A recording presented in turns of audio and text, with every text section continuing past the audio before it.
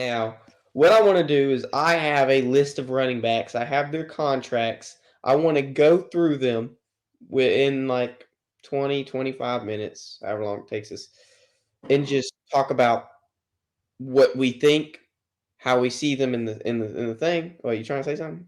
No, no, I'm waving. I'm waving to the Uh, baby. oh, okay. Hey, Okay. come on now. Oh, You say hey. hi. Hi. Hey, he can join us too. I don't mind. So let's talk about it. The first one I have on, which is probably I want to talk about a couple things after that. Let's just jump right into the RB market because during this free agency, you're right. People are undervalued. They don't want to pay running backs Mm-hmm. anymore, especially how this game's evolved. You throw the ball 40 times a game now, Yes. 30 to 40. You don't ever see under 30 passes now. Rarely you see under 30 passes thrown a game. Rarely, it's rare because you just don't run it anymore. So let's go. The Giants and Saquon Barkley could not come up with a contract negotiation because they didn't want to pay somebody over 10 million a year to run the ball, Mm-hmm. which now they don't have anybody. But let's see who Saquon went to. Now, do you know that NFC East division, Nate? Do you know the other teams in that That's one division? of the most hated. That's one of the most competitive and like divisions where every team hates each other. Let's go. Like, He's here. like it. That's one of the most hated divisions. And for a player to go from one team that's in that division to the next, that right there, that's treason. But for him to go to the Philadelphia Eagles, in my opinion, I feel Philadelphia has won the first part of free agency because acquiring now don't get me wrong, you lose two key cogs in that franchise's history in regards to Fletcher Cox and Jason Kelsey. You lose two leaders, Oh yeah. eye leaders on the offensive side and on the defensive side. Really the glue that really the foundational pieces of that franchise, in my opinion. But you have a Jalen Hurts coming back. You have a big play Slay coming back. I have to shout out my boy CJ Gardner Johnson, who just re-signed with Philly. Now, if you 3 years, know, right? yeah, 3 years, 33 million. If you know anything, I know he had, CJGJ. he had his best year. That was the year they made the Super Bowl run. You know, Where he had his he best led year. the league in He, interceptions. he led the league in interceptions, and he Became played a tremendous. starter now. He played great in Detroit last year as well. Did. But for him to come back, and then again, we're going to see a Jalen Carter and N'Kobe Dean and was it Jordan Phillips or Jordan Jordan Davis? Davis. Excuse me, Jordan Davis. Please forgive me. We're going to see these guys. James Bradbury, I think he's still there if I'm not mistaken, or did he get traded? Anybody know if James Brad? I can figure that I out think real he's still quick. there. But you're going to see this team, come back again, and you sign and add a Saquon Barkley. Well, we know his talent. We know his skill set. We know his skill set. We know that what he can do behind that good offensive line that Philly has. I wouldn't be surprised if he rushed for 2K. Saquon. I wouldn't be surprised if he rushed for 2K. I would expect for him to have over 2,000 yards of scrimmage. You know, I'm very, very, very impressed with the Philadelphia Eagles. Again, we've seen some other movement with other running backs with the likes of Josh Jacobs. He's going from Las Vegas to Green Bay. I like that. Again, one thing that kind of sucked, and this is the nature of the business of the NFL. As the Green Bay Packers signed Josh Jacobs, they released Aaron Jones. Aaron Jones, AJ, in my opinion, he was a dynamic back that didn't only just run the ball, but he caught the ball off the backfield. But what does he do? He's not You're even getting a free agent for that you're getting long. ahead of yourself, Nate. We're not even at that yet. We're not even at that yet. Hold Hey, up. listen, I'm excited. You're excited. I can see that. I'm I gotta tell excited. you these numbers. I gotta tell you these numbers. Give me these numbers. Okay, they just signed, like you said, CJGJ signed a 3-year, $33 million deal. Well, Saquon signed a 3-year, $37 million in 3 quarters a deal. They're paying him over $12 million a year to run the ball. Is that too much?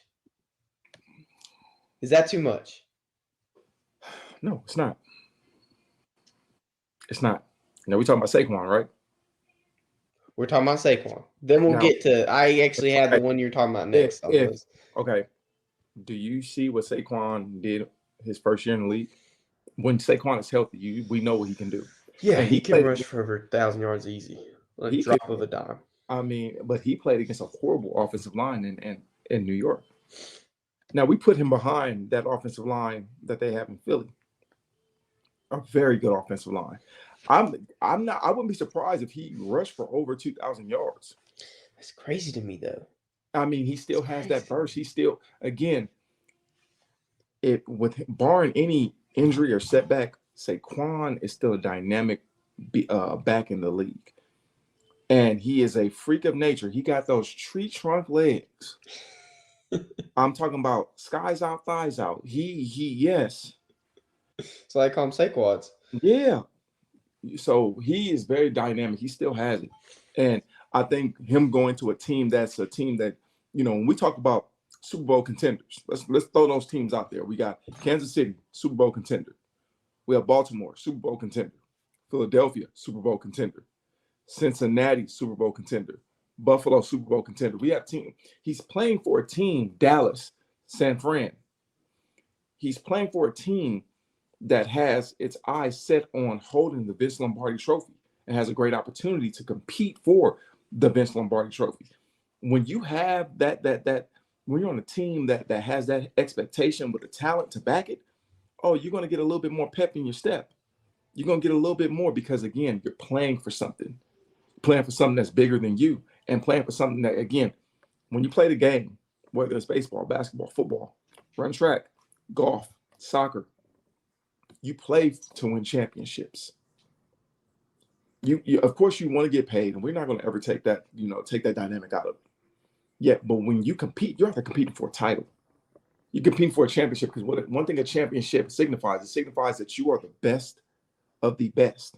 That means out of how many teams in your respective league, you are the team that's better than everybody else. You're here, everybody else is here. That means you look down on everybody else. That's the beautiful thing about competition. Everybody wants to be a champion. Everybody wants to compete for a championship at any level. And when you're at that level with a team, with the talent that back it, with the coaching and leadership that can put the players in the right position to succeed, and you're just going and going, well, that gives you more inspiration to go out there and do what you got to do. So I feel, again, Saquon's in a great position. They hate him that right now. The Giants fans hate him, but he don't know nothing to do. Well, let's talk about a team's fan base that might hate this player for going somewhere else. Now, it is all the Packers' fault that Aaron Jones is where he is right now. Mhm. There is no other way. Like, the Packers can cry about, Saquon going to the Eagles is a different story. You can say, oh, he betrayed him. Even Tiki Barber was like, this guy's dead to me because he went to the Eagles, the enemy. He went to the enemy side. Well, Aaron Jones went to the Vikings, gets released by the Packers after having a monstrous playoff run. Monstrous. Might I add, like literally, he carried the entire team on his back during that postseason, just about. And he gets released because the Packers go, oh, we're not going to pay for a running back. We're good. We got AJ Dillon. I think they still have AJ Dillon. I don't know, but we good. Well, he signs a 1-year, $7 million deal with the Vikings. Is he cheating on his girlfriend? Nope. Or Nope. This is the business side of the NFL, and I had to learn this the hard way. This is the business side of the NFL. One of the things I had to learn in my first year. I got some words of wisdom from this gentleman by the name of Jason Taylor. When it comes down to it, we play football. We love the game. The game is something that, again, it's a drug. It's a drug that you can't get over. I mean, even though time goes and your body changes and whatnot, and you can't do the things that you used to do, your love and passion for the game, it still is set and it gets stronger and stronger each year. You know, this is the business aspect where business comes before the actual talent at times, and you hate it, but this is the dynamic. This is what you sign up for when you sign that contract, when you walk into that NFL facility. This is what we dream of as children. Just making it there with our names on the back, playing on prime time, playing on CBS or NBC, Monday Night Football, Thursday Night Football. Playing in the playoffs. This is what you envision as a young man. Growing up, going through the stages of Pop Warner football to high school to college to getting into this level, and you got to understand that AJ had a hell of a year. Aaron had a phenomenal year. When he played, and that playoff run he had was something magical. I like to, his playoff run was equivalent to the playoff run, even though he played more, that Larry Fitzgerald had when he was in Arizona, when they went to the Super Bowl against Steelers. To the Steelers. Aaron Jones was something special. But yet this is where the business aspect comes in. Because do I think that Josh Jacobs a better running back than him? No, because Aaron Jones does more than just run the ball. He catches the ball out the backfield. He's a dynamic playmaker. Not saying that Josh Jacobs isn't. He's more of a downhill, run the ball. But Aaron Jones was the one that you can line up in the slot, that can catch those screens out of the backfield, that can catch those wheel routes, that can, again, he was more than just the 20 carries that he get in the game, catching out the backfield. He was a person that you had the game plan for to slow down, because he was an integral part of that Packer offense, what Matt LaFleur was trying to do. And this, again, this goes back to the business side. You can't, as hard as it is you cannot get your feelings involved. Because when you get your feelings involved, that takes away from what it is that you're doing. Again, you're going to a place in Minnesota. Minnesota can compete for a title. No, they can't. They lost Kirk Cousins. They ain't competing. We're gonna talk about that. Don't dig deep into Kirk yet. But I mean, this is the aspect of the game that you sign up for. It's the business. It's business. It's never personal. It's business. Well, let's talk about who the Packers got. And you said it earlier. The Packers did not want to pay for a running back, so that's why they released Aaron Jones. And then you only had to pay him, just like the Vikings. He's only getting paid $7 million to play for 1 year. So Josh Jacobs goes to the Packers. They pay him $48 million over the span of 4 years, which is way more than you would have paid Aaron Jones. But I think they got a nice little upgrade. They had to spend the money. They had to dish out the change. But I think they got a nice little upgrade. What you think? I mean, we can say that. Can we? Let's pull up the stats. Then let's pull up the stats. Well, Josh Jacobs, he led the league in rushing on the Raiders 2 years ago. Yeah, like the year before last. Okay. He's still got fuel left in his tank. He's a little bit younger than Aaron Jones. He's just now getting out of his rookie deal. I mean, he still has something to prove and whatnot. Now, what year is this for Aaron Jones, if I'm not mistaken? I have no idea, but I know he's older than Josh Jacobs. 2017 was Aaron Jones when he got drafted. Mm-hmm. And let's look at Josh Jacobs, because he's a lot. Well, 2019. They're not too far in age. But you said Aaron Jones is 28. He's reaching 30. Josh Jacobs, 26. He's about up there. I think they got a good upgrade. I don't know if I would have spent $48 million over the span of 4 years, because, once he hits 30, it's pretty much over unless you're Frank Gore. But no, it's not even Frank Gore. I mean, because AP was something special. Yeah, you're right. Andrew Peterson, the same thing. AP was something nasty. I personally feel, again, you got to ask the question: is Matt LaFleur going to change the dynamic and the foundation of his offense? He has to. You don't pay somebody $12 million a year to run the football and not change your offense. Now, can he help Jordan Love? Most definitely. A running game, and see, that's one of the things that people take for granted. You know what? When you add a dynamic running game to a passing game, that's amazing. It's one of those pick your poisons. Because the minute you stack 8 in the box and stop the run, that's when that play action comes. But the minute you play too high and try to leave it to your front 7 and they're running the ball and gashing you for 5 to 6 yards a pop, the running game and the passing game go hand in hand, because again, you're going to have to pick your poison, because then that run action, the play action comes. And where that tight end is acting like he's blocking, but he's actually getting behind your safety, or getting behind your linebackers. And you got to play one-on-one on the outside. And what's that receiver that they have? His name is Christian. What's his name? Christian Watson. Christian They Watson. got a bunch of good receivers. He can go. He can fly. So, again, are we sitting here saying that Aaron Jones couldn't do that? No, we're not saying that. But I see this as one of those situations where, with this running back, Josh Jacobs, very similar to the likes of Adrian Peterson, Derrick Henry. When it comes that time of the year when it's cold and nobody want to tackle nobody, and that's that -7 degree with the wind chill, and you get to go ahead and run that ball and run it down and throw, give it to him 30 times so he can wear that defense down, because running the ball is equivalent to a body blow in boxing.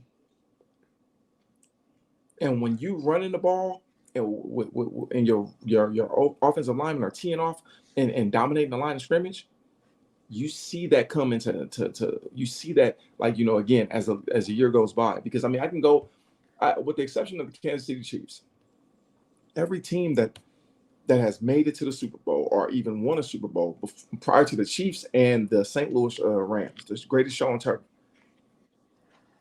they've always had three things that just, again, that went hand in hand in the months of November going on.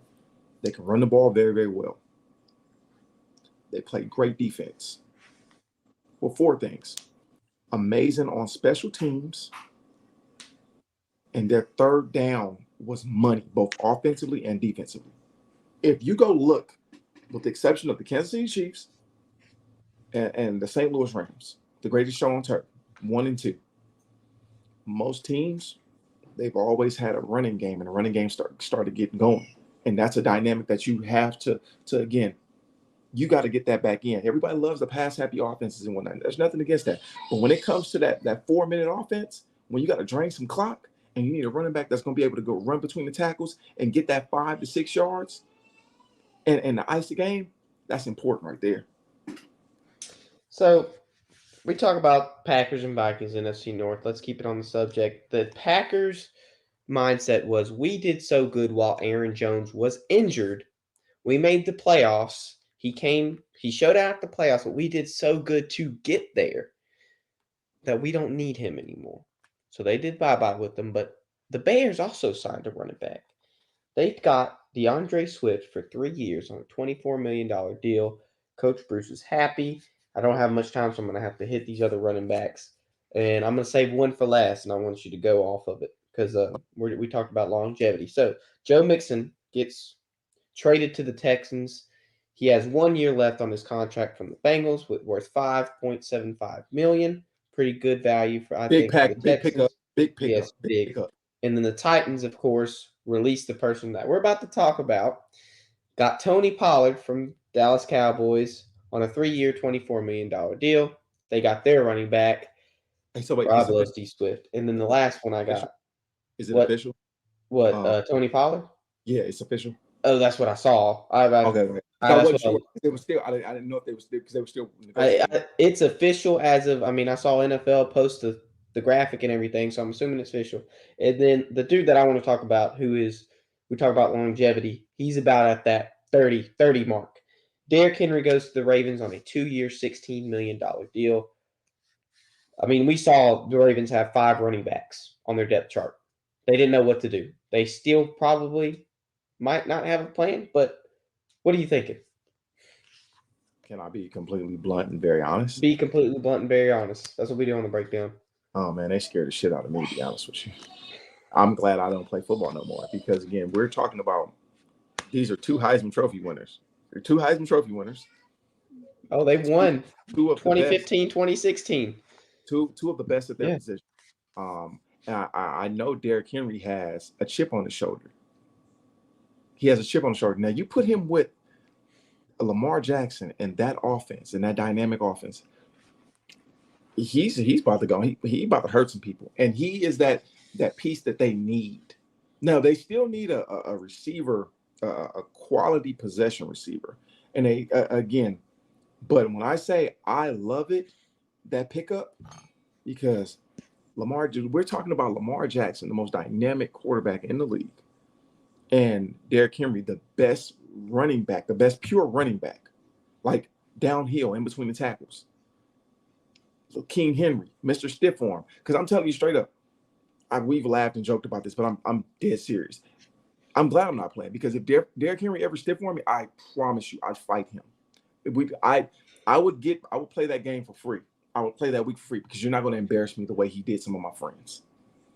They find the world out of you. Again, I'm gonna be honest with you. I'll take that $50,000 fine. That's fine, because respect. And I got to go home. So, but I agree with this pickup. I really honestly thought D. Henry was going to Kansas City. I really did. I really thought he was going to Kansas City or Dallas. They don't need him.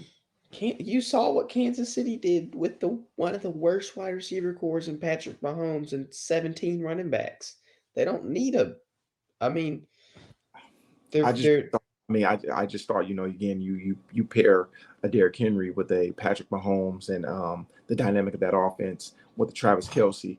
I mean, it's a dynamic that Andy Reid, loves. You put a real running back on that team where, again, fourth quarter they're up by 2 scores, and you're not asking Patrick Mahomes to pull a rabbit out his butt. You ask him just, hey, let's go ahead and lean on him. Let's go ahead and let him, in this game for us and whatnot. But again, he's going to Baltimore, where he's going to have plenty of opportunities to really, again, with that Baltimore offensive line, and they have a great offensive line.